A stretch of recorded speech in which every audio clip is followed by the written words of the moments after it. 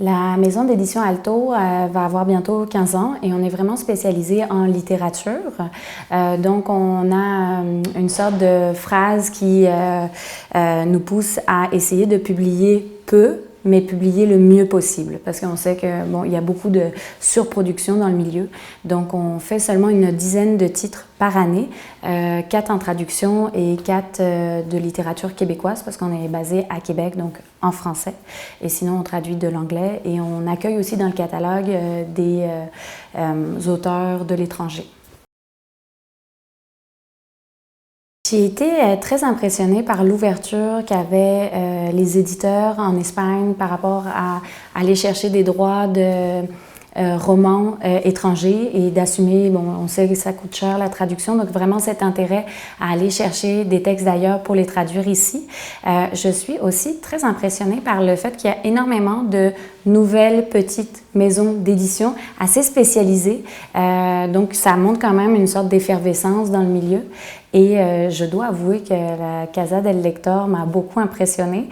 J'ai mis du temps à comprendre le concept. Je cherchais les livres naïvement. J'étais comme, c'est la maison des lecteurs, où sont les livres? Et c'est vrai, suite à l'explication qu'on a eue, puis là, j'ai très hâte de visiter les lieux, mais je suis assez fascinée parce que je pense que c'est une proposition très culottée, mais dont on est rendu là. On a besoin de ce genre d'initiative et j'ai très hâte d'en parler à quelques responsables au Québec. On développe des maisons de la littérature qui est assez proche de ce concept, donc d'échanger à ce sujet avec eux.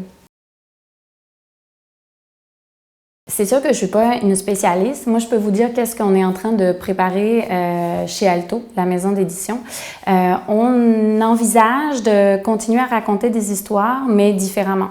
On a notamment un projet qui s'appelle Les Évaporés, qui sera disponible dans un an, à peu près un an et demi.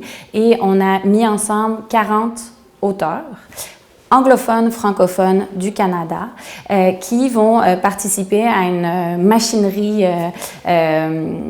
vraiment une histoire littéraire qui ne sera disponible qu'en ligne, où le lecteur sera également un joueur, un participant qui pourra choisir d'étudier le complot dont on lui raconte les éléments au fur et à mesure sur une timeline. Donc, c'est de rendre le lecteur plus actif, plus dans la participation et de sortir du livre papier physique comme unique élément de transmission. Donc, ça va être un projet parallèle à notre publication traditionnelle.